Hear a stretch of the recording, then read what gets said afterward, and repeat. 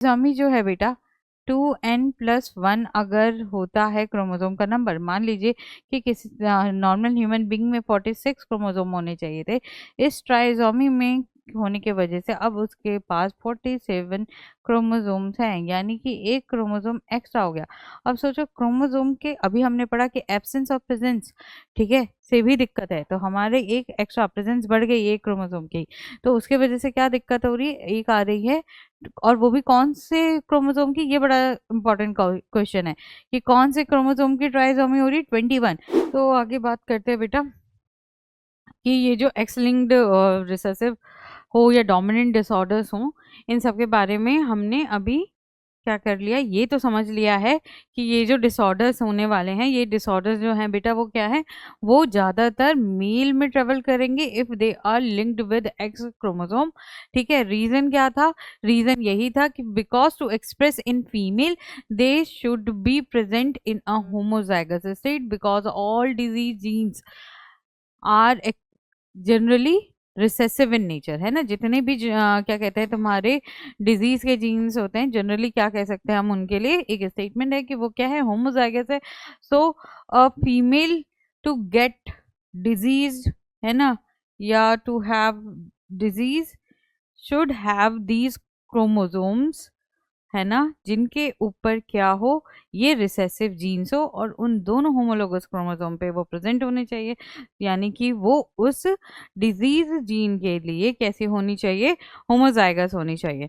Next, moving forward, x linked towards sorry X-linked traits follow the pattern of crisscross inheritance where a parent passes the traits to the grandchildren or grandchildren of the same sex, though offsprings through offsprings of the opposite sex, that is father passes the traits to the grandson।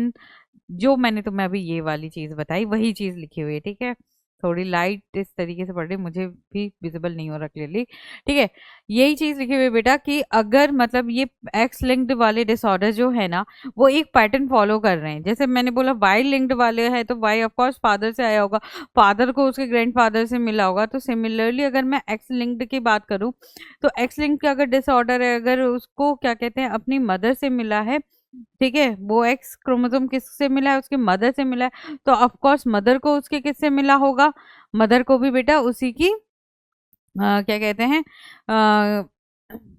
Mother को उसके father से मिला हो सकता है, या फिर क्या मिला हो सकता है, मम्मा से मिला हो सकता है, ठीक है, बट चांसेस ज्यादा क्या होता है कि उसके फादर से मिला होता है, तो है ना, ऐसे parents passes the traits to the grandchild, अपने पोते पोतियों यानी नाते नातिन को, पोते पोतियों को भी नहीं, नाते नातिन को क्या कर देते हैं, ये पास ऑन कर देते हैं, of the same sex through offsprings of the opposite sex, है ना, किसके हेल्प से, अब देखो इस चीज को, स्टेटमेंट को समझो क्या है कि if we are calling about what क्या कहते हैं, हम लोग बात कर रहे हैं एक्स लिंक्ड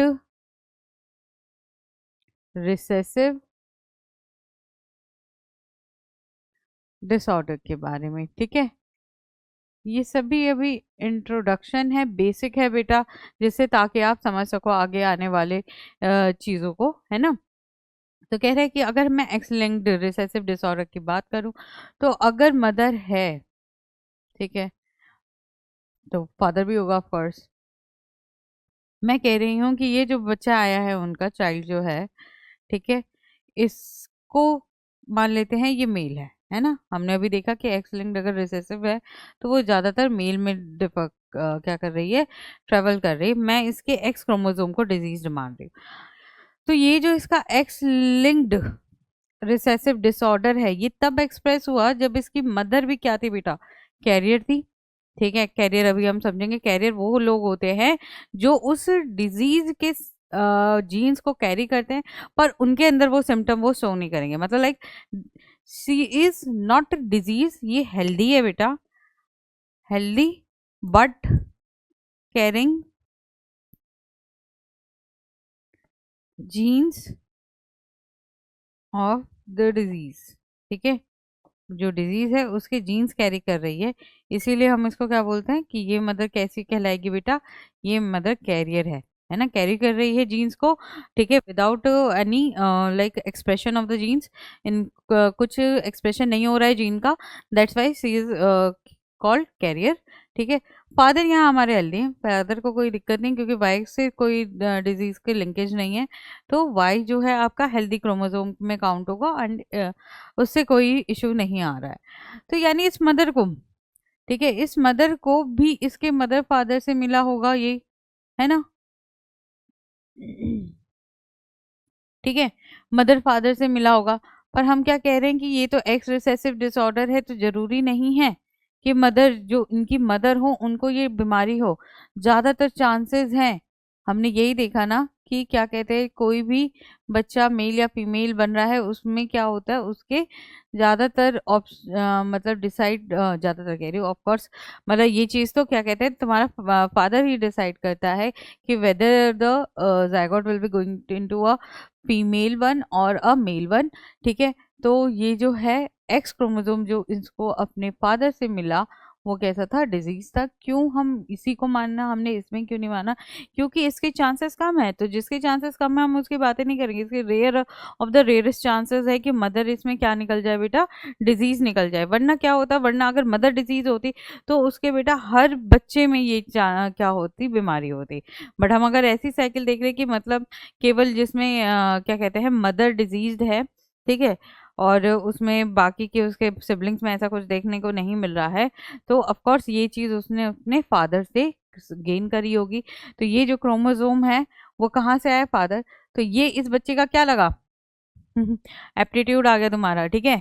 ये इस बच्चे का क्या लगा, ये इस बच्चे का ग्रैंड फादर लगाना बेटा, ग्रैंड फादर, और ये हो गया ग्रैंडसन इनका। तो इन दोनों के बीच में जो रिलेशनशिप है, ग्रैंड फादर और ग्रैंडसन, सेम सेक्स है कि नहीं, दोनों मेल हैं, ठीक है, तो दोनों का सेक्स भी सेम है। तो ऐसा देखा गया कि जो एक्स लिंक्ड रिसेसिव डिसऑर्डर्स हैं वो जनरली अपोजिट सेक्स के थ्रू ट्रेवल करते हैं, अपोजिट सेक्स के थ्रू ट्रेवल करते हैं बेटा, है ना, mother was a carrier, opposite sex से ट्रेवल कर रहे हैं बट डिजीज कॉज कर रहे हैं सेम सेक्स में, ठीक है। तो ये एक जनरल स्टेटमेंट इन्होंने एक्स रिसेसिव क्या कहते हैं तुम्हारे डिजीज के लिए बता दी, ठीक है। फिर उसके बाद यानी कि वही ग्रैंड फादर से ग्रैंडसन में, that is father passes the traits to grandson through his daughter while the mother transfers traits to her granddaughter through her son, है ना। और अगर, और अगर बाई चांस, ठीक है, हम क्या बात कर रहे हैं कि ये मदर है, अब इसकी और पॉसिबिलिटी क्या हो सकती है कि ये मदर क्या करे, अगर इसका बेटा होगा तो ऑफ कोर्स इसके बेटे जो होंगे 50% उनके पास कौन सा क्रोमोसोम जाएगा, दो ही ऑप्शन है, या तो एक्स वाला जाए हेल्दी वाला या फिर ये अनहेल्दी वाला। तो जो डिजीज कैरी करने वाला है तो वो अगर जाता है किसमें बेटा, उनके बेटों में, तो इनके बेटे जब भी क्या करेंगे, उनके बेटियां अगर ये किसी और से मीटिंग करते हैं जो कि नॉर्मल है ना, तो उससे क्या होगा, इसकी मीटिंग से देखने को मिलेगा कि जो इनके क्या है बेटा, क्या है तुम्हारा एक्स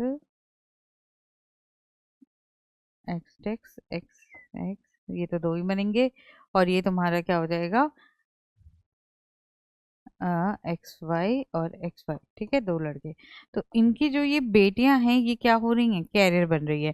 यानी कि जो ये मदर थी जिसको कैरियर थी वो अपने थ्रू मतलब बेटे से दूसरी फीमेल्स को क्या बना दे रही है, कैरियर बना रही है अपनी ग्रैंड डॉटर्स को, है ना, ग्रैंड क्या हो गई, ये इनकी ग्रैंड डॉटर्स हो गई ना, ग्रैंड डॉटर्स को बेटा क्या बना रही है, कैरियर, ठीक है,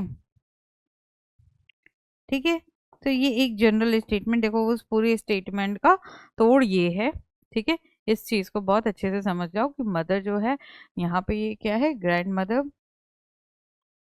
यानी कि सेक्स को देखो किस तरीके से सेक्स पैटर्न फॉलो हो रहा है कि अगर कैरियर की बात करें तो वो अपनी नानी से नातिनों में दिख सकता है, ठीक है। और अगर हम बीमारी की बात करें तो वो अपने नाना से क्या दिख सकता है बेटा, अपने नातियों में देख सकता है, ठीक है। इस तरीके से ये बात चल रही है किसकी, एक्स लिंक्ड रिसेसिव डिसऑर्डर की, ठीक है। तो लिखा है ना, mother transfer traits to her, उन्होंने डिजीज नहीं बोला, क्या बोला, इसीलिए ट्रेड्स बोला, traits to her granddaughter through her son. और कैरियर जो होगा इसमें बीच में कौन होगा, इसमें जो कैरियर होगा बेटा वो कौन है, वो तुम्हारा अपोजिट सेक्स है ना, एक्स वाई। ये कैसा है, ये डिजीज है, ये पर्सन, इस पर्सन को हम क्या बोलेंगे कि डिजीज है, ये इस पे एक्स एक ही है, तो यानी जो भी प्रोटीन बनाएगा एक्स वो सारे एक्सप्रेस होने वाले हैं। तो अगर इस पे डिजीज का है, वेदर इट इज डोमिनेंट या रिसेसिव, वो होना ही वाला है। तो ये डिजीज्ड फादर जो है वो अपनी बेटियों को क्या बना देगा, कैरियर बना देगा। इस डिजीज फादर को इसके एक्स क्रोमोसोम पे जो डिजीज है वो किससे मिली है, मदर से मिली है, जो कि क्या थी, कैरियर थी। तो ये जो बच्चियां कैरियर हैं वो उनकी नानी भी क्या होंगी, कैरियर होंगी, सॉरी उनकी दादी भी क्या होगी, कैरियर होगी, ठीक है। आई बात समझ में। नेक्स्ट बढ़ते हैं आगे, म्यूटेशन, ठीक है। सेक्स लिंक के अलावा और मतलब डिसऑर्डर्स के अलावा और क्या है आपको देखने को मिलेगा, म्यूटेशन, ठीक है। म्यूटेशन में क्या है, mutation is the sudden inheritable discontinuous, एक मिनट, हमने कुछ मिस तो नहीं किया, नहीं, ठीक है। मतलब अब की म्यूटेशन क्या है, एकदम अचानक से होने वाले चेंजेस, ठीक है। डिसकंटिन्यूअस वेरिएशन मतलब मैंने आपको पहले भी बता दिया था, पहले के लेक्चर्स में भी, कि लाइक अचानक से होता है, सडन होता है ये चेंज। कोई ऐसा नहीं है कि पहले दादाजी से आएगा बेटे में, बेटे से फिर उसके पोते में जाएगा, नहीं, ऐसा कुछ मतलब पैटर्न फॉलो नहीं होता हुआ दिखाई देता इसमें। इसमें अचानक से लाइक मतलब जैसे ही जायगोट बना उसी टाइम पे, उसी दौरान क्या होता है, वेरिएशन देखने को मिलती है, which appears in an organism due to permanent changes in their genotype. The term mutation was combined by Hugo de Veris. इस पे क्वेश्चन आता है कि ये टर्म म्यूटेशन जो है ये किसने दी है, ये टर्म म्यूटेशन आपको ह्यूगो डे वेरिस ने दी है बेटा, ह्यूगो डे वेरिस ने, डी वेरिस होगा ये, डू वेरिस, ठीक है। फिर उसके बाद क्या है, इसमें क्या समझना है, अच्छा अब ये चीज समझो कि भाई वेरिएशन तो हर प्रोजेनी में आ रही है, ठीक है। वेरिएशन तो हम ये कह रहे हैं ना कि भाई ऐसी चीज है जो हर प्रोजेनी में आ रही है, मैं भी वेरिएबल हूँ अपने पेरेंट्स से, तुम लोग भी वेरिएबल हो अपने पेरेंट्स से, तो क्या ये म्यूटेशन हुआ। तो एक जनरल जो वेरिएशन है और म्यूटेशन है, इसमें क्या फर्क हुआ, जो वेरिएशन होता है ना बेटा वो तो बहुत छोटा स्लाइट होता है, बहुत हल्का डिफरेंस होता है, जबकि म्यूटेशन क्या होता है, लार्ज डिफरेंसेस कॉज करता है, लार्ज डिफरेंसेस। जैसे कि मैंने आपको क्या कहते हैं पुराने लेक्चर्स में समझाया था कि जैसे कि एक मतलब फैमिली है जिसमें ज्यादातर लोग ऐसे हैं जो कैसे हैं, ड्वार्फ हैं, ठीक है। उस फैमिली में अचानक से एक बच्चा पैदा होता है और वो क्या होता है, लंबा हो जाता है, ठीक है। F1 मान लो, F1 प्रोजेनी थी, उससे पहले वाली प्रोजेनी थी, F2 भी थी, F3 भी थी, ठीक है। F4 5 सारी प्रोजेनीज कैसी थी, सारी प्रोजेनीज आपकी कैसी थी बेटा, सारी ड्रॉप थी। फिर अचानक से जो नई प्रोजेनी आई F6, उसमें क्या देखने को मिला, टॉल। तो ये क्या हो गया, अचानक से ट्रेड चेंज हो गया ना, अचानक से जनरेशन जनरेशन में जो ट्रेड फॉलो हो रहा था इतने समय से, वो अचानक से सडनली क्या हो गया बेटा, चेंज हो गया। और ये कैसा डिसकंटिन्यूअस पैटर्न में, कि अभी तक कोई इस तरीके का पैटर्न देखने को नहीं मिला, इसी तरीके के चेंज को हम क्या बोलते हैं, म्यूटेशन बोलते हैं। ये लार्ज डिफरेंसेस कॉज करते हैं, लार्ज वेरिएशन कॉज करते हैं, छोटे मोटे नहीं जो मतलब पता भी ना चले, ठीक है। तो ये आपका म्यूटेशन हो गया। म्यूटेशन में भी बहुत सारे टाइप्स के होते हैं म्यूटेशन, है ना, तो वो भी पढ़ेंगे आगे हम नेक्स्ट चैप्टर में पढ़ लेंगे इसको, मॉलिक्यूलर बेसिस ऑफ इनहेरिटेंस में इसको कवर करेंगे, ठीक है। फिर देन है पेडिग्री एनालिसिस। पेडिग्री एनालिसिस क्या होता है, हम जो अभी ये सेक्स लिंक्स और इस की बात कर रहे हैं अभी, जो ये पहले आ गए, थोड़ा पहले आ गया है ना, ठीक है। तो जो हमने अभी एक्स लिंक्ड रिसेसिव डिसऑर्डर्स वगैरह देखे, तो इन सब की जो ये स्टडी कर रहे थे हम कि ये दादा में होता है या नाना में होता है, नाना से क्या कहते हैं उनकी नातिनों में जाता है या नातियों में जाता ऐसे हमने देखा ना, सेम सेक्स में ट्रेवल कर रही है डिजीज और सेम सेक्स कैरियर बन रहे, तो ये चीज जो है ये क्या कहलाती है, पेडिग्री एनालिसिस। उसमें हमें दादा दादी को भी देखना पड़ गया, क्या कहते हैं, नाना नानी को भी देखना पड़ गया। तो जब हम पूरी फैमिली का एक तरीके से क्रोमोसोमल पैटर्न समझना चाहते हैं तो हम इस चीज को क्या बोलते हैं, pedigree analysis. Pedigree is a chart, क्या है ये बेटा, chart showing a record of inheritance of certain traits for two or more ancestral generations, है ना, दो, एक या एक से, सॉरी, दो या दो से ज्यादा, है ना, जैसे मम्मी पापा दादा दादी एंड देन उनके आगे भी अगर चाहो तो भी वो बना सकते हैं, है ना। ह्यूमन बींग्स और domesticated animals in the form of diagram of family tree, है ना, जिसको हम फैमिली ट्री, तुमने बचपन में फैमिली ट्री बनाया होगा कई बच्चों ने, है ना। समर वेकेशन का होमवर्क हो सकता है तुम्हारा, या फिर मतलब अपनी शौक से बनाया हो। तो पेडिग्री चार्ट सिमिलर होता है एक फैमिली ट्री के, ठीक है। इसमें आपको क्या पता चलता है, रिलेशंस पता चलते हैं, साथ साथ ये आपको हेल्प करता है एक पैटर्न समझने का। अगर आप किसी डिजीज का पैटर्न समझना चाहते हो तो डिजीज का पैटर्न आपको समझाएगा बेटा। अगर आप उसमें कोई इस तरह कोई भी कैरेक्टर यानी कोई भी ट्रेट को अगर आप समझना चाहते हैं तो थ्रू पेडिग्री एनालिसिस आप उसको इजीली समझ सकते हो। ये बहुत हेल्पफुल होता है ड्यूरिंग पॉपुलेशन स्टडीज, है ना। आप आगे जाके जो पब्लिक हेल्थ सेक्टर्स में काम करने वाले हैं उनको पॉपुलेशन स्टडीज में बहुत हेल्प करेगा। प्लस जो भी मेडिकल लाइन में जाने वाले हैं उनके लिए बहुत हेल्पफुल होता है, ठीक है। जो बायोटेक वगैरह मतलब मेडिकल फील्ड से तो इसका बहुत ज़्यादा इंपॉर्टेंस है, ठीक है। ऐसा नहीं है कि ये पेडिग्री तो केवल जेनेटिक्स में यूज होने वाला है, नहीं। अगर आप मेडिकल से आप डॉक्टर भी हैं तो भी आपके ये क्या होगा बेटा, आपके लिए ये बहुत इंपॉर्टेंट है, इसे अभी से समझ लो। तो pedigree analysis is a system of analysis by the following the movement and distribution of a certain genetic traits. This system has a certain conventions. अब इसमें क्या क्या मान्यताएं हैं देख लेते हैं कि पहले तो ये कुछ सिंबल्स हैं जो हमें क्या कहते हैं, पेडिग्री डायग्राम बनाने के लिए चाहिए होते हैं। किसका क्या मतलब है ये तो तुम्हें अब खैर वैसे अच्छे से आता होगा। दिस फर्स्ट वन, आपको इससे क्या पता चलता है कि that is the person is male. दूसरे से आपको पता चलता है कि ये फीमेल है ना, गोल गोल फीमेल, स्क्वायर क्या है, मेल, ठीक है। नेक्स्ट आपका क्या है, अनस्पेसिफाइड, अनस्पेसिफाइड सेक्स, है ना, या जेंडर। हमें ऐसा कोई जेंडर जिसमें हम नहीं कह पा रहे कि ये मेल है या ये फीमेल है, उसके लिए हम क्या सिंबल यूज करते हैं बेटा, दिस वन, ठीक है। ये अगर रेड कलर से डिनोटेड हैं ये सभी, तो ये सब कहलाएंगे कि ये सब क्या है बेटा, डिजीज्ड है। डिजीज्ड मेल है, डिजीज्ड फीमेल है, डिजीज्ड आपका अनस्पेसिफाइड सेक्स है। फिर नेक्स्ट ये चीज, अब आपने क्या देख रहे हो कि ये एक मेल है और एक फीमेल है ना, मेल और एक फीमेल।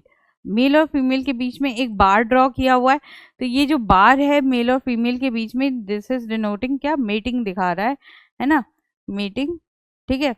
अब ये जो दूसरा देखोगे ये भी मेल है ये भी फीमेल है, पर इन दोनों के बीच में क्या है, डबल बार है बेटा।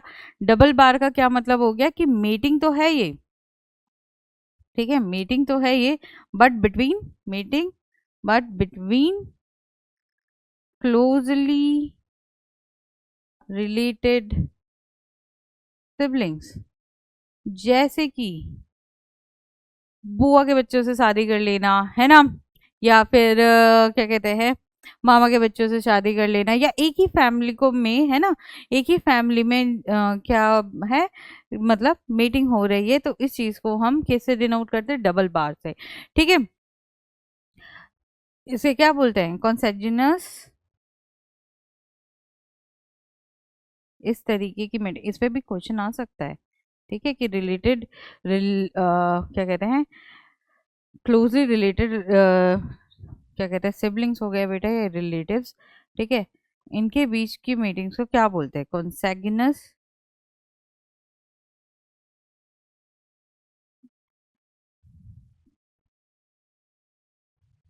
ठीक है, कॉन्सेगिनस मीटिंग बोलते हैं इसको, ठीक है, ठीक। तो कंसेक्यूटिव मेटिंग में क्या देखने को मिलता है कि बहुत ही क्लोजली रिलेटेड आपके क्या है बेटा, बहुत क्लोजली रिलेटेड आपके क्या कहते हैं रिलेटिव्स होते हैं, उनके बीच मीटिंग हो जाती है। ठीक है, ये जो चीज़ है, ये पूरा डायग्राम जो है आपको ये बता रहा है कि कैसे मतलब फैमिली पेडिग्री दिखा रहा है, ये एक तरीके से एक फैमिली की पेडिग्री दिखा रहा है ना। ठीक, कि ये मदर है, ये फादर है, ये मदर है। ठीक है, ओह उल्टा हो जाता है मेल और फीमेल का ऐसे। ठीक है, तो तुम गलत समझ जाओगे, रुक जाओ। ठीक है, तो ब्लैक से ही लिख देते हैं। ये फादर है बेटा, ये मदर है। ठीक है, फिर ये उसका क्या कहते हैं, सन तो नहीं है, सॉरी, डॉटर है। ठीक है, और ये सन है इनका। ठीक, तो ये क्या होगा, फैमिली पेडिग्री तुम्हें शो कर दी। अब ये भी एक फैमिली पेडिग्री है नीचे वाली, बट उसमें तुम देख रहे हो ना कि क्या है, बच्चे को क्या हो गया है, इससे क्या समझ में आ रहा है। अब क्या तुम निकालोगी, ये एक मम्मी है, ये पापा है, और ये जो उनका बच्चा है ये कैसा हो गया, डिजीज है ना। फैमिली विद डिजीज्ड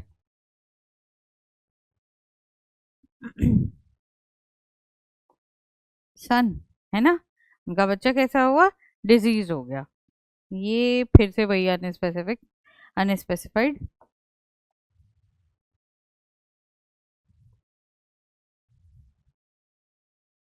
सेक्स है, बट शायद मेरे ख्याल से एनसीईआरटी में ऐसा नहीं दिया हुआ है। एनसीईआरटी में इसमें लिखा हुआ है, क्या कहते हैं तुम्हारा, इस तरीके से नहीं है, ये अनस्पेसिफाइड सेक्स नहीं है, ये है तुम्हारा, इसके अंदर ऐसे लिखा हुआ है, नंबर्स लिखे हुए हैं, इसका क्या मतलब होता है, अनअफेक्टेड।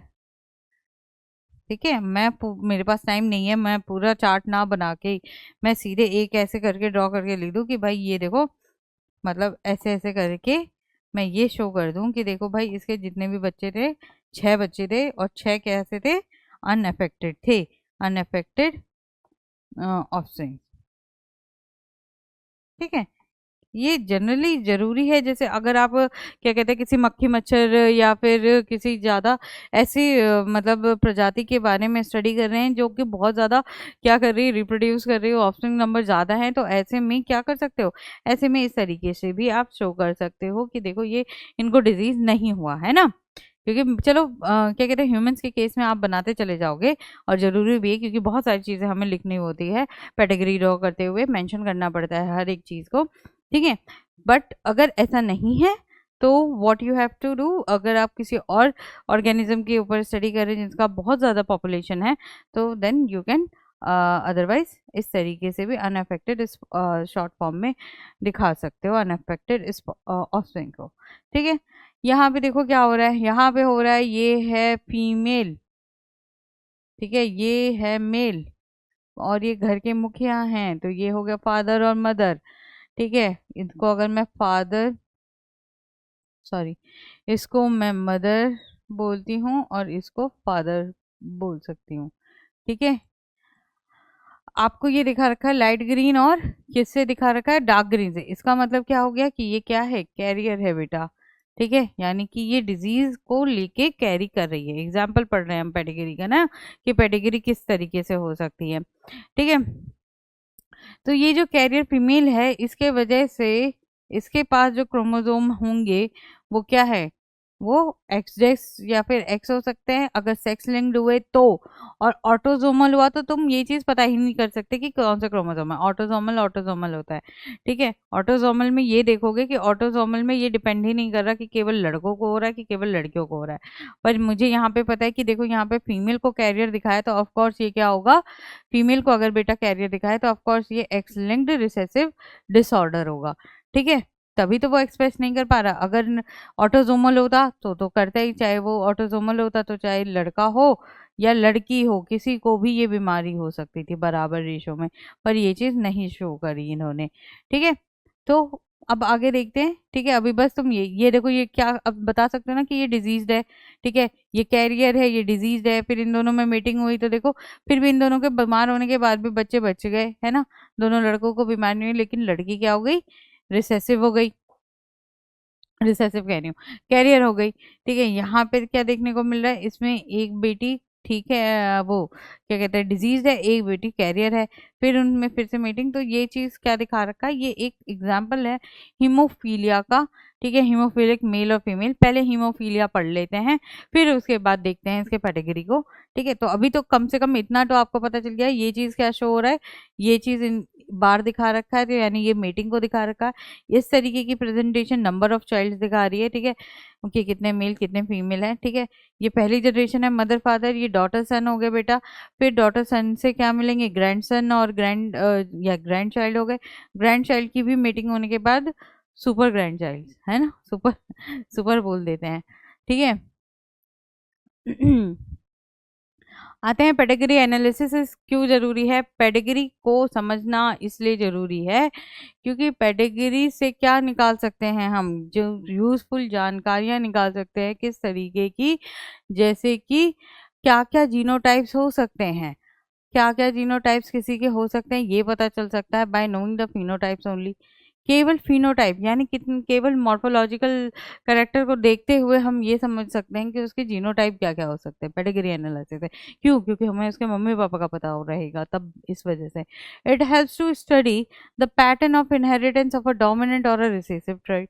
कोई ट्रेट किस तरीके का डोमिनेंट, अगर वो सारे बच्चों में आ रहा है तो ऑफकोर्स डोमिनेंट है, अगर वो कुछ कुछ बच्चों में जा रहा है तो वो रिसेसिव है। तो ये चीज़ देख के समझ में आती है।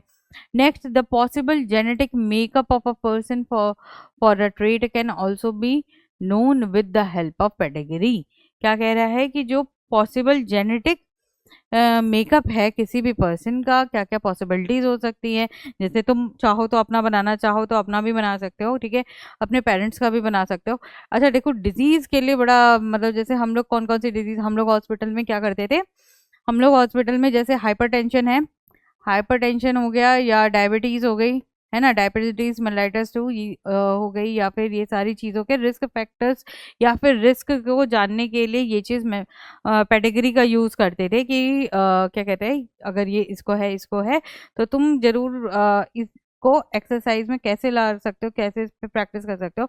देखो आपके फैमिली में कितने पर्सन को, किस किस पर्सन को हाइपरटेंशन और डायबिटीज रन करता है, उसका एक पेडिग्री चार्ट बनाओ और देखो क्या तुम उस रिस्क फैक्टर में आ रहे हो। अगर वो थ्रू आउट द क्या कहते हैं आपकी फैमिली रन कर रहा, और भी चीज़ें होती, कैंसर को भी इस चीज़ में देख सकते हैं। ठीक है, ऐसी जेनेटिकल डिसऑर्डर्स जो कि फैमिली के थ्रू रन करते हैं, उनको स्टडी करोगे ना तो तुम्हें भी पता चल जाएगा कि तुम इसके रिस्क क्राइटेरिया में आ रहे हो कि नहीं आ रहे हो। अब इफ़ यू आर कमिंग तो तुम्हें अभी से संभल जाना चाहिए कि मतलब हमें क्या खाना है क्या नहीं खाना है। ठीक है, ये सब चीज़ों को ध्यान में रखना, क्योंकि कोई भी डिजीज़ है ना, कोई भी डिजीज है, कुछ भी कहें कि कम्युनिकेबल है कि नहीं है या फिर इनकम्युनिकेबल, सबका जेनेटिकल मेकअप होता है।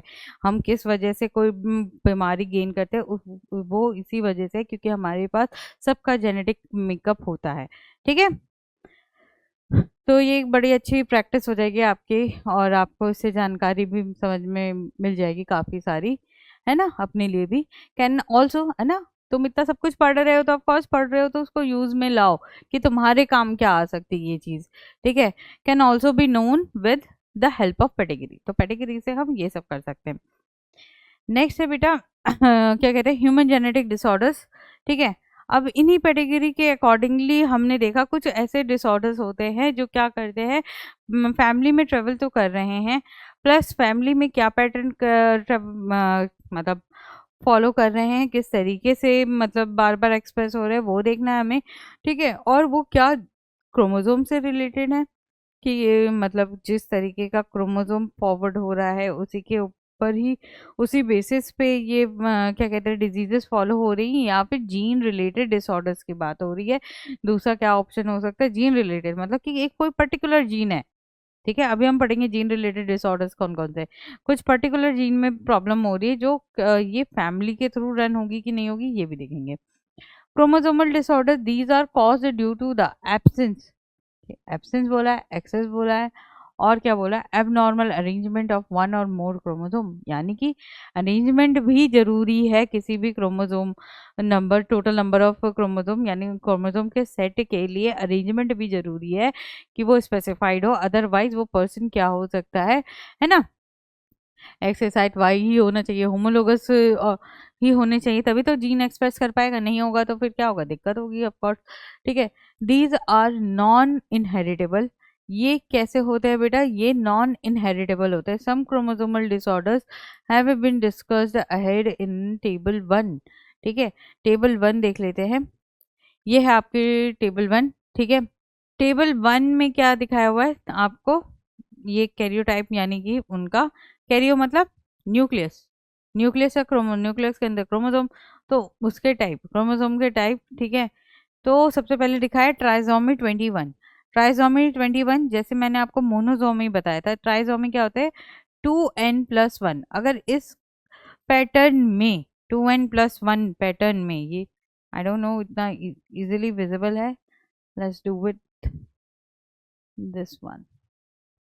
ठीक है, ट्राइसोमी जो है बेटा 2n+1 अगर होता है क्रोमोसोम का नंबर, मान लीजिए कि किसी नॉर्मल ह्यूमन बींग में 46 क्रोमोसोम होने चाहिए थे, इस ट्राइसोमी में होने की वजह से अब उसके पास 47 क्रोमोसोम्स हैं, यानी कि एक क्रोमोसोम एक्स्ट्रा हो गया।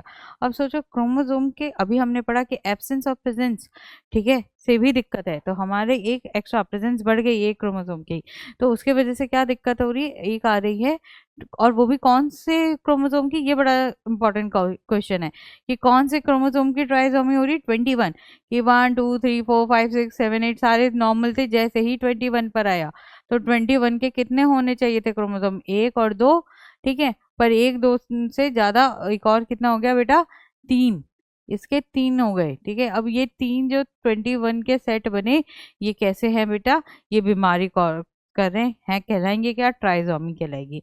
ठीक है, तो 21 क्रोमोसोम की ट्राइसोमी हो जाती है बेटा, जिससे बीमारी कहलाती है डाउन सिंड्रोम, है ना, डाउन, डाउन हो जाता है इसमें क्या बच्चा, ऑल्सो नोन एज मंगोलियन इडियोसी। इसे क्या बोलते हैं, मंगोलियन इडियोसी भी बोलते हैं। ठीक है, क्यों बोलते हैं अभी देखते हैं। Oriental features epicanthus, skin fold above the eye, mental retardation, IQ usually below 50, IQ 50 से भी कम हो जाता है, यानी कि देख के, या कहते हैं ना कि अरे तेरे को देख, कॉमन सेंस वाली जो चीज़ें हैं वो भी चीज़ें बच्चे में बहुत ज़्यादा कम हो जाएंगी, मतलब देख के समझाने के लिए बहुत ज़्यादा उस पर ध्यान देना पड़ेगा। ठीक है, एकदम से मतलब चीज़ों को हम जो जितने, क्योंकि हमने बोला पानी दे रहे हो तो बच्चा उठा के पानी ले आता है, ये चीज़ें आईक्यू के लेवल पे समझो इस चीज़ को, है ना। तो मतलब बोल के हम जो कुछ कहना चाहते हैं, बच्चा नॉर्मल जो कहते हैं ना, नॉर्मल तुम्हें ये चीज़ फील भी नहीं होती होगी, वो वैसी इंटेलिजेंस भी नहीं है उसके पास, बेसिक वाली भी, तो ये दिक्कत है। प्लस क्या है, शॉर्ट स्टेचर, वो बच्चा कैसा होता है, उसका जो हाइट होता है, या डेवलपमेंट ऑफ सारा बॉडी लिम्स का सारा, मतलब क्या कहते हैं, उसके हाथ भी छोटे होंगे, उसका फेस भी छोटा होगा, उसका क्या कहते हैं तुम्हारा क्या कहते हैं, हाथ पैर सब कुछ क्या होंगे, हाइट वगैरह सब कुछ ओवरऑल, जो तुम एक मतलब कहते हैं ना, ओवरऑल अगर तुम बॉडी को देखोगे तो तुम्हें छोटी लगेगी। प्रोट्रूडिंग फर्रो टंग, जो उसकी जीभ है हमेशा थोड़ी सी बाहर निकलेगी, ऐसे ऐसे करके बाहर निकली, हल्की सी बाहर निकली रहती है। ठीक है, फर्रोड होती है, मतलब बीच में उसके क्या से होता है, फर्रो होता है, फर्रो क्या होता है, मतलब लाइन सी बनी रहेगी, डिप्रेशन मार्क्ड होगा वहां पे। ट्रांसवर्स पामर क्रीजेस, ठीक है, इसकी जो पामर क्रीजेस तो सबके होती है ना, हाथों की लकीरें सबकी होती, पर इसकी कैसी होगी, इसकी ट्रांसवर्स मतलब सीधी सीधी होंगी, ऐसे ऐसे बस।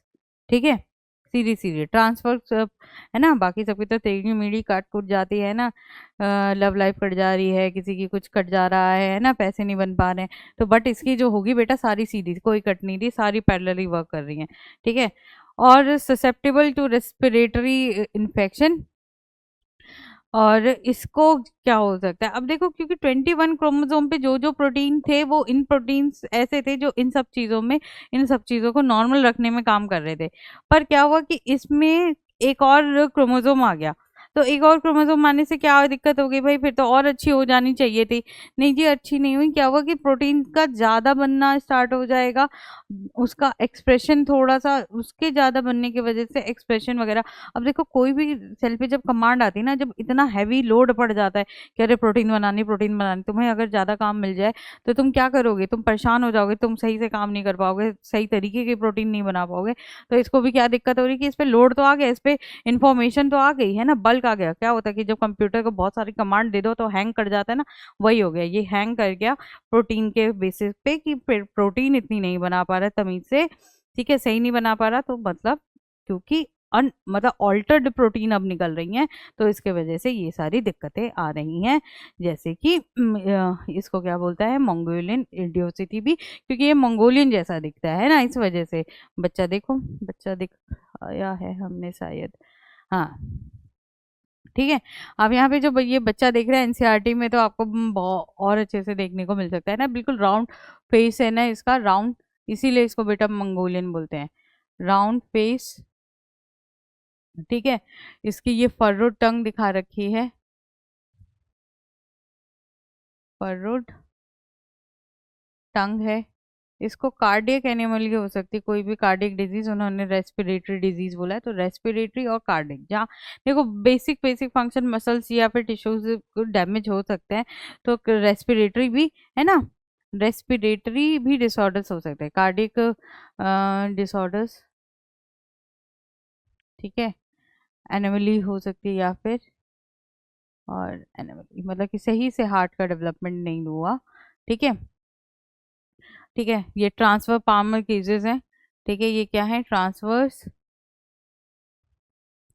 पामर क्रीजेस, ठीक है, ट्रांसवर्स पामर क्रीजेस हैं, ठीक है, ठीक। फ्लैट राउंड फेस, ये हो गया टंग, पर्रो टंग, और ये पीछे भी इसका जो फ्लैट हेड होता है, ठीक है, बैक, यानी पीछे से जो सर है, ये जो देख रहे हो ये वाला जो हिस्सा है, ये भी कैसा होता है, उसका एकदम चपटा सा होता है, मतलब एक जो ग्लोबुलर स्ट्रक्चर, 3D स्ट्रक्चर बनना चाहिए ना प्रॉपर, वो वैसा नहीं बन पाता, ठीक है, गोल सा एक तरीके से देखो, डिस्क जैसे उसका मतलब फेस फॉर्म्ड होता हुआ दिखेगा, है ना, तो इसलिए इसे क्या बोलते हैं, मंगोलियन। जीभ भी बड़ा है ना, पामर क्रीजेस भी ऐसे फोल्ड्स हैं, ये जो फोल्ड्स हैं ये भी ऐसे ट्रांसवर्स बहुत सारे हैं, ठीक है। आपको ये पूरा कैरियोटाइप दिखाया हुआ है ह्यूमन क्रोमोसोम का, ठीक है। इसके जब कैरियर देखो, फर्स्ट क्रोमोसोम दिख रहा है तुम्हें, सेकंड दिख रहा है, थर्ड दिख रहा है बेटा, fourth, fifth, six, seventh, eight, nine, tenth, 11, 12, 13, 14, 15, 16, 17, 18, 19, 20, 21 है हमारे, तो यहीं आ गया 21, फिर से काउंट करते हैं, 1 2 3 4 5 6 7 8 9 10 11 12 13 14 15 16 17 18 19 20 21 22 23, हाँ कुछ तो गड़बड़ है, इन्होंने ओ एनसीईआरटी में ये डायग्राम गड़बड़ है शायद, ठीक है, कि या फिर ये एक्स एक्स दिखाना चाह रहा होगा, ये एक्स एक्स क्रोमोसोम है शायद, और ये वाला जो है आपका 21 क्रोमोसोम, ठीक है, वो आप देख सकते हो, और ये है एक्स वाई, ठीक है। ये जो है 21, इसमें देखो 3 दिखा रखा है, ठीक है, तो ये जो 3 नंबर ऑफ क्रोमोसोम है, ये क्या दिखा रहा है, ट्राइसोमी ऑफ क्रोमोसोम 21, जिसके वजह से क्या क्या कितने सारे फिनोटिपिकल, क्या रहे कितने, यानी एक एक chromosome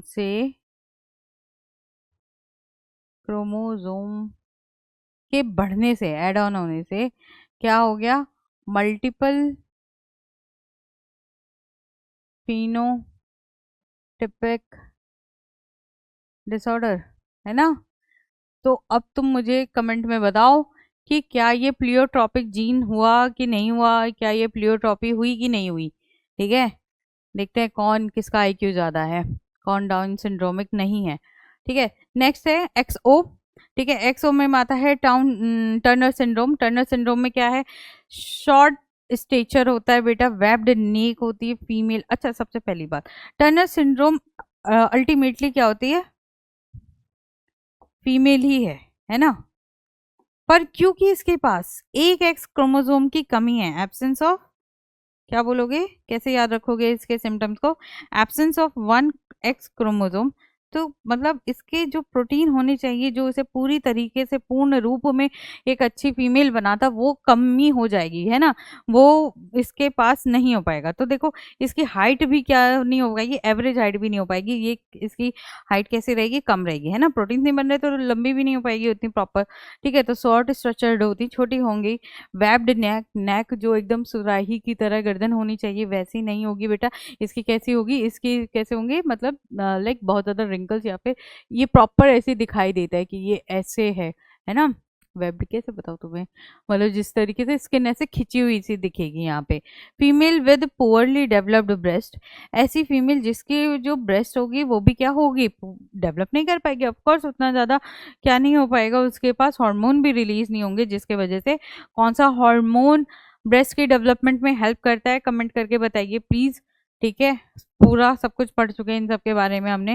and D generated ovaries, तो तुमको ये पता चल जाएगा कि एक्स क्रोमोसोम कौन से हार्मोन के लिए भी रिस्पॉन्सिबल है। ठीक है, ओवरीज भी डीजनरेट कर जाएंगे बेटा। एंड रुडिमेंट्री सेक्सुअल कैरेक्टर्स, यानी इसके सारे सेकेंडरी सेक्सुअल कैरेक्टर्स कैसे हो जाएंगे। मैंने और तुम्हें अभी थोड़ी देर पहले बताया था ना कि जितने भी सेकेंडरी सेक्सुअल कैरेक्टर्स होते हैं वो ये क्या करते हैं, सेक्स क्रोमोसोम डिफाइन करते हैं। तो अल्टीमेटली तुम्हें ये चीज सिंपल से समझ में भी आया, सेक्स क्रोमोसोम का मतलब ही सेक्स लाना है, अगर सेक्स डिफाइन करना है तो वो प्यूबर्टी में जितने भी चेंजेस आ रहे हैं वो उसी की वजह से हो रहे हैं, with slight mental retardation, plus mentally जो उसको बेटा ग्रो करना चाहिए था नॉर्मली वो भी है ना। मेंटल लेवल पे भी अगर तुम देखो फीमेल और मेल्स का दोनों का मेंटल स्टेटिक्स बहुत अलग है, दोनों की प्रॉब्लम सॉल्विंग कैपेसिटी बहुत अलग है, दोनों को चीज़ों को देखने का तरीका बहुत अलग है। यानी कहीं ना कहीं ये जो हम कहते हैं ना कि फीमेल और मेल में ये जो कंपैरिजन हमेशा चलते रहता है, वुमेन्स है ना, और लड़कों का अलग से है ना, मेंस, ये सब चीज़ें जो है ये सब भी किस बात पे मतलब डिटरमाइन कर रही है, ये उनके क्रोमोसोम्स के बेसिस पे डिफाइन होती हैं कि मेंटली वो किस तरीके की पर्सनैलिटी डेवलप होगी, वो किस तरीके से इनफैक्ट मतलब चीज़ों को लॉजिस्टिकली देखेंगे करेंगे, वो भी इसमें अब क्या होगा, कमी होने की वजह से रिटार्डेड होगी। ठीक है, फिर आता है आपका डबल एक्स वाई। अब देखो डबल एक्स वाई, यहाँ पे एक एक्स्ट्रा एक्स आ गया है, एक्स्ट्रा पूछता है बेटा, ये वाला भी क्वेश्चन आता है कि यहाँ पे एक एक्स क्रोमोसोम कम है, यहाँ पे एक एक्स्ट्रा आ गया, तुम एक्स्ट्रा वाई मत बोल देना कि एक्स्ट्रा वाई आ गया, नहीं जी एक्स्ट्रा एक्स आ गया। एक्चुअली क्योंकि क्लिन-फ्लिंटर सिंड्रोम वाला जो बच्चा होता है वो मेल ही होता है, अल्टीमेटली वो मेल ही होता है, पर उसके पास अब क्योंकि एक एक्स्ट्रा एक्स क्रोमोसोम आ गया, एक्स्ट्रा एक्स क्रोमोसोम का क्या मतलब कि लड़की के कैरेक्टर आ जाएंगे किसमें, लड़के में। तो क्या दिक्कत होगी भाई, एक तो सेकेंडरी सेक्सुअल कैरेक्टर, अब तो तुम खुद पटाख से पता कर सकते हो कि क्या क्या होगा, कि लड़कियों वाले थोड़े थोड़े कैरेक्टर्स आएंगे वो भी पूरे नहीं आ पाएंगे क्योंकि वाई प्रेजेंट है, और वाई जो है वो खुल के नहीं आ पाएगा क्योंकि अब एक्स भी प्रेजेंट है।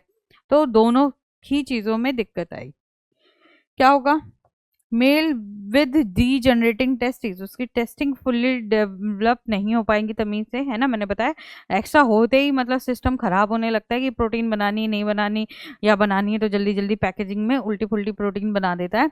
ठीक है, तो इस वजह से क्या होगा बेटा, उसकी जो टेस्टिस होंगी वो प्रॉपर से क्या डेवलप नहीं हो पाएंगी, तो डी जनरेटिंग टेस्टिस हो जाएंगी। एनलार्ज ब्रेस्ट, मैंने बोला एक्स क्रोमोसोम एक्स्ट्रा आ गया, तो इस बच्चे को जो इसकी चेस्ट होगी उस ब्रेस्ट वो क्या हो जाएगी, वो डेवलप होना लगेंगी, ठीक है, बड़ी होंगी, इसलिए इसको क्या बोलते हैं, गायनेकोमेस्टिया। गायनेकोमेस्टिया किसकी बीमारी, फीमेल की, फीमेल में तो नहीं है, गायनेकोमेस्टिया मेल की बीमारी होती है, यानी कि ब्रेस्ट डेवलपमेंट इन मेल, इसको क्या बोलते हैं, ब्रेस्ट डेवलपमेंट इन मेल। ठीक है, तो मेल्स में ऐसा देखने को मिल जाएगा, क्यों, क्योंकि उनके पास अब एक्स्ट्रा एक क्रोमोसोम है। ठीक है, ये आपको मैंने दिखा रखा है, ये आपका है। अब ये देखो, ये डायग्राम से तुम बता सकते हो कि ये तुम्हारी टर्नर टर्नर सिंड्रोम है। ठीक है, ये क्लिन-फ्लिंटर्स है बेटा। ठीक है, क्लिन-फ्लिंटर्स और टर्नर सिंड्रोम की बात करें तो वही है। ठीक है,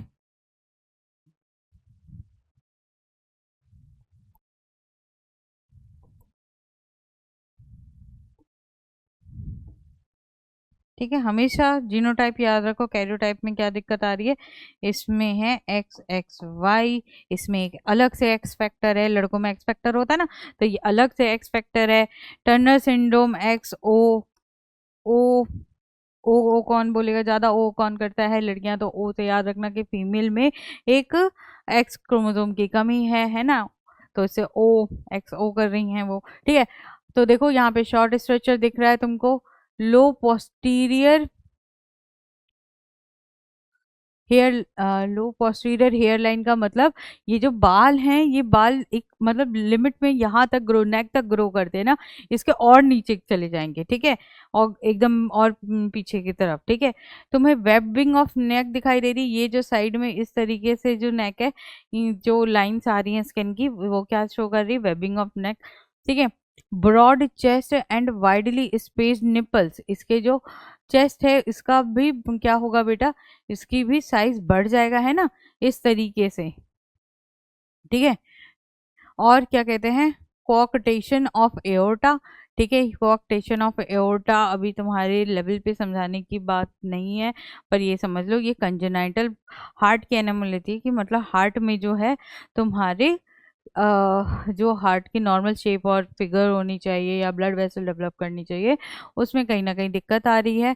ठीक है, क्यूबाइटस वल्गैरस का मतलब, क्यूबाइटस क्या होता है, क्यूबाइटल इसको बोलते हैं क्यूबाइटल फोसा, है ना, ये जो तुम्हारा क्या कहते हैं आम है, आम के बीच में ये जो चीज़ स्पेस आती है जहाँ से क्या कहते हैं ह्यूमरस और रेडियस के बीच में ये जो तुम्हारा जंक्शन दिखाई देता है अंदर के साइड, उस फोल्ड को क्या बोलते हैं, क्यूबाइटस। ठीक है, तो वहाँ पे क्या देखने को मिल रहा है, वहाँ पे ब्लैकनेस देखने को मिल रही है।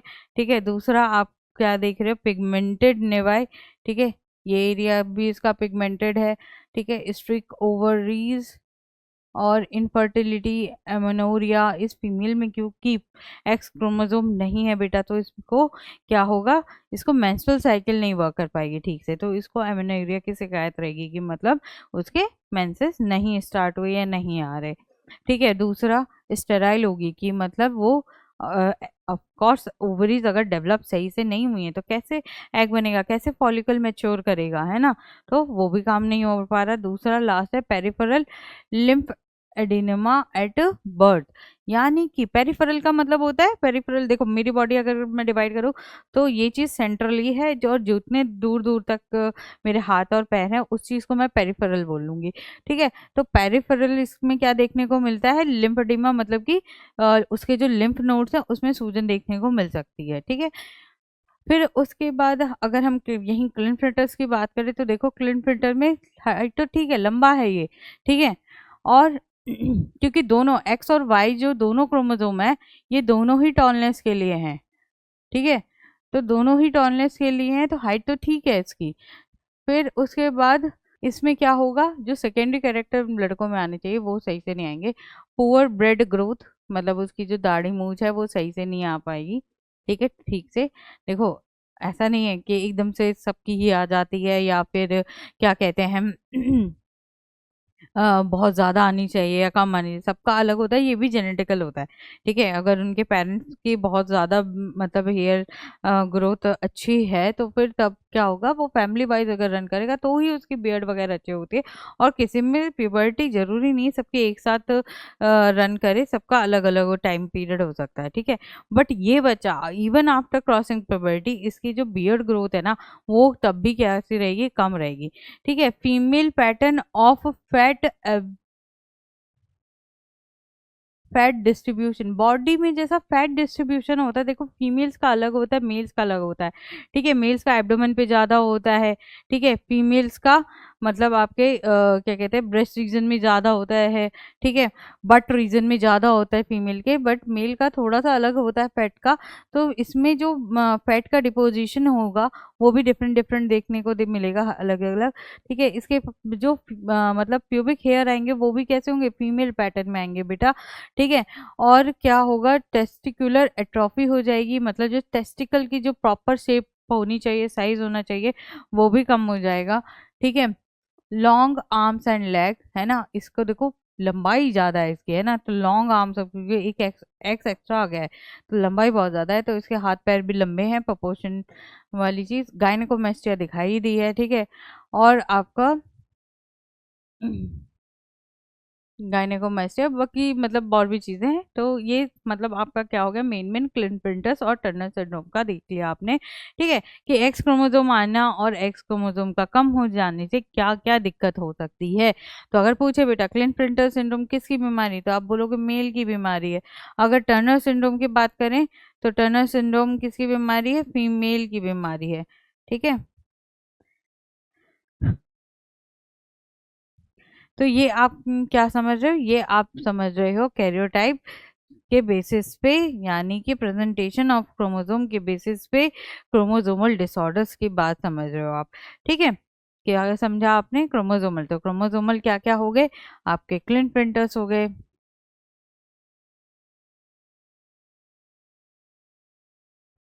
टर्नर्स हो गए, और आपका डाउन सिंड्रोम हो गया, ठीक है। ये तीनों, इसके अलावा भी बहुत सारे होते हैं, ये सारे कैसे हैं बेटा, ये क्रोमोसोम के बेसिस पे कि क्रोमोसोम प्रेजेंट है एब्सेंट है, और ये अचानक होता है, ये कोई कंटिन्यूअस पैटर्न नहीं फॉलो कर रहा होता, या फिर वरना ऐसा होता तो हमें तो हर बार पता चल जाता कि भाई ऐसा बच्चा आने वाला है या ऐसा, है ना।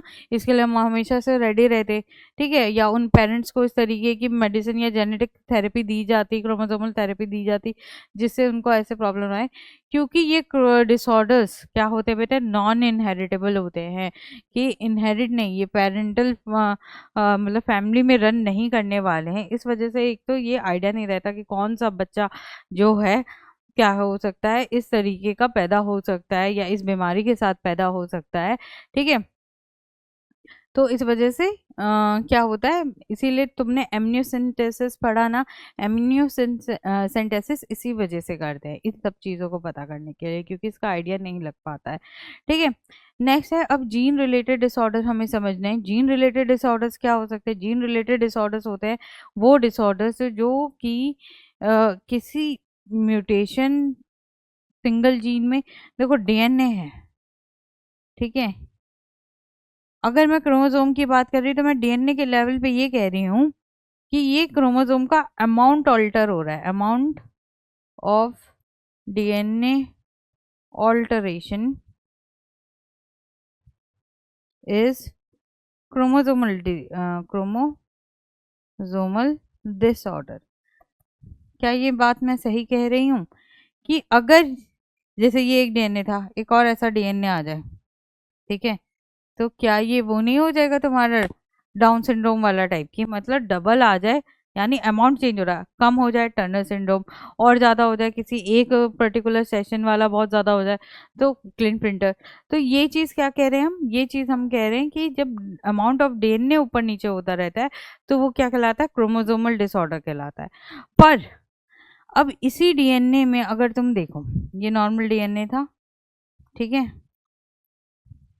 इसकी जो मेकिंग थी उसके लिए जो भी चीज़ रिक्वायर्ड थी, अगर वो चेंज हो जाए अचानक से, ठीक है, वो अचानक से चेंज हो जाए, ये इतना हिस्सा डीएनए का चेंज हो गया, तो ये जो चेंज होता है इसके वजह से क्या आया, जीन में चेंज, क्या आ जाएगा, इससे जो बनेगा, मान लीजिए जो पहला प्रेजेंट था उससे कुछ और प्रोटीन बन रहा था, पर अब इससे क्या बनेगा, प्रोटीन एक्स, चलो प्रोटीन एक्स नहीं लिखते, ब्रांड हो जाएगी, ये प्रोटीन ऑल्टर्ड प्रोटीन, ठीक है। इस चेंज के वजह से ऑल्टर्ड प्रोटीन पैदा होगी, जो कि पता नहीं फंक्शनल हो या ना हो, या वो फंक्शनल हो और वो हार्म पहुंचा रही हो, ज़्यादातर तो यही होता है ना।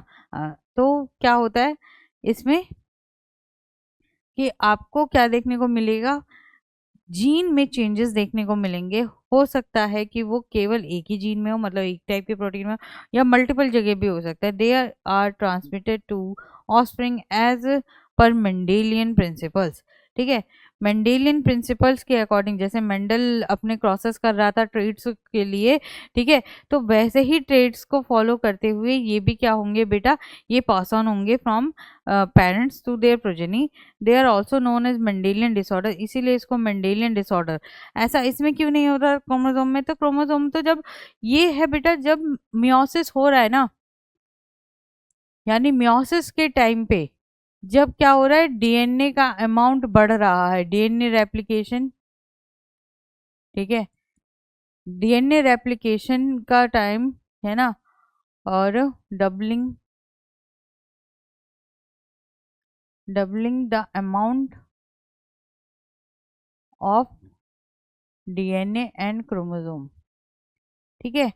इस टाइम पे दिक्कत आ रही है यहाँ पे एक्चुअली, क्रोमोसोम के टाइम पे। इसमें जीन डिसऑर्डर में क्या हो रहा है, at the time of recombination, combination के टाइम पे, या सिंथेसिस ऑफ डीएनए, हम कहते हैं ना डीएनए रेप्लिकेशन में डीएनए बन रहा है, तो डीएनए जब बन रहा है तो हो सकता है कि उसको बनाने के समय या नया रिकॉम्बिनेशन के समय क्या हो रहा है, दिक्कत हो जा रही है, डीएनए के पैटर्न बदल जा रहे हैं, ठीक है।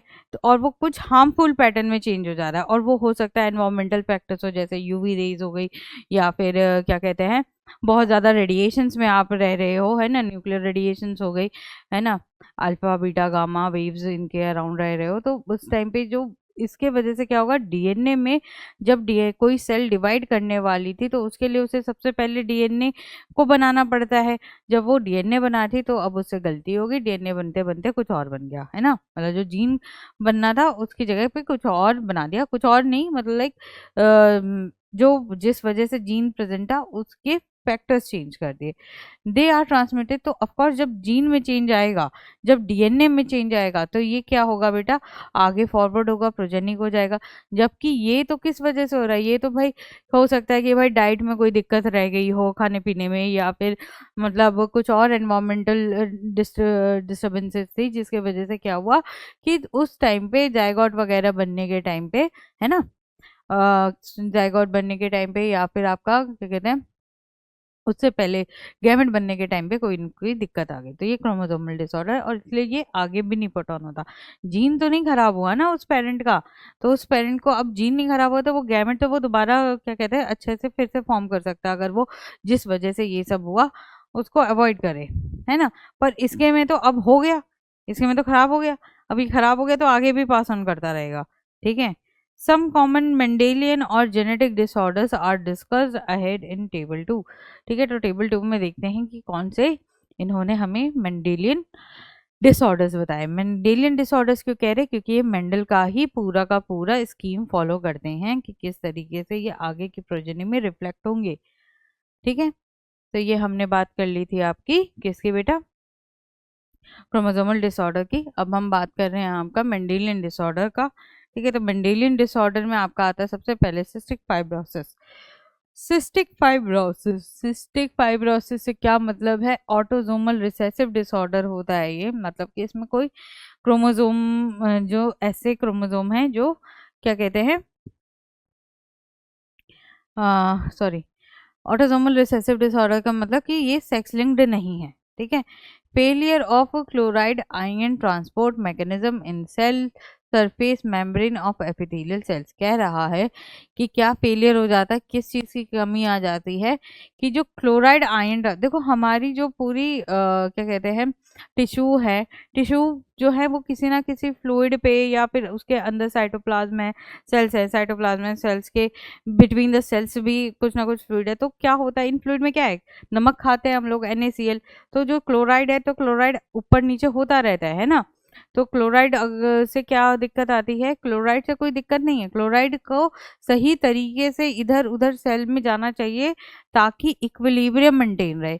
ये इक्विलिब्रियम डिस्टर्ब हो जाएगा अगर ये क्लोराइड आयन का ट्रांसपोर्ट सही से ना हो, ठीक है, सेल के सरफेस पे, है ना, और वो भी कौन सी, एपिथेलियल सरफेस, वो सर मतलब वो सेल्स जो क्या करते हैं कवरिंग बना रही टिश्यूज की, ठीक है। तो वहां पे दिक्कत होने की वजह से क्या हो जाता है, high level of sweat electrolytes, यानी जो उस इंसान का पसीना बनेगा उसके अंदर बहुत ज़्यादा नमकीन होगा, बहुत नमकीन पसीना बनेगा, है ना, वाइट कास्ट भी देखने को मिलेगी। और क्या देख सकते हो, पल्मोनरी डिजीज देखने को मिल सकता है। ऑफ कोर्स अब देखो बॉडी में हर जगह फ्लूइड प्रेजेंट है, तो उसकी अगर ऑस्मोटिक वैल्यू चेंज होगी, ऑस्मोसिस सॉरी ऑस्मोटिक क्या कहते हैं सॉल्यूट वगैरह चेंज होंगे उसके, तो क्या होगा, उसमें दिक्कत आएगी। कैसे? पल्मोनरी डिजीजेज हो सकती है भाई, फिर एक्सचेंज ऑफ गैसेस होना है। चाहे अब तुम्हें अगर अपना क्लास क्या कहते हैं 11th का breathing and exchange of gases वाला चैप्टर याद हो, तो क्या होता है वहां पे गैसेस एक्सचेंज की बात की जाती है। ये गैसेस एक्सचेंज में क्लोराइड का बड़ा इंपॉर्टेंट रोल है, ठीक है। और इसके खराब होने की वजह से पल्मोनरी डिजीजेस होना स्टार्ट होती है। सिरोसिस ऑफ लिवर भी हो सकता है बेटा, पैनक्रिएटिक मैन्युफैक्चर, यानी हर जगह क्लोराइड ट्रांसपोर्ट जो है क्या कहते हैं प्रोटीन है ये क्लोराइड के लिए, वो अगर खराब हुई तो हर जगह जहां जहां वो प्रेजेंट हो सकती है। अगर वो लिवर में प्रेजेंट है तो दिक्कत दे देगी, वो हार्ट में सॉरी लिवर लंग्स में प्रेजेंट है तो दिक्कत दे देगी बेटा, देखो स्वेट ग्लैंड्स में प्रेजेंट है तो दे ही रही है। माल डाइजेशन, मेल डाइजेशन क्या होता है? मेल डाइजेशन होता है आपका मतलब प्रॉपर डाइजेशन नहीं हो पाएगा, है ना, दिक्कत होगी डाइजेशन में। Mal digestion of food with high fat content of stool, है ना, कि है ना, नमक ज़्यादा बढ़ जाएगा, क्लोराइड बढ़ जाएगा तो क्या होगा कि जो भी क्या कहते हैं स्टूल बनेगा, उसके अंदर जितना भी फैट होगा ना, वो उसके फैट एब्जॉर्ब होने की जगह उस स्टूल में के थ्रू पास आउट हो जाएगा, ठीक है। तो इससे क्या दिक्कत होगी जी? इससे एब्जॉर्प्शन की दिक्कत होगी, यानी कहीं ना कहीं। तो एब्जॉर्प्शन की दिक्कत की वजह से क्या होगा, इसको क्या बोलते हैं, फैटी स्टूल को बोलते हैं स्टीटोरिया, ठीक है। सेटूरिया होगा बेटा इसको, है ना।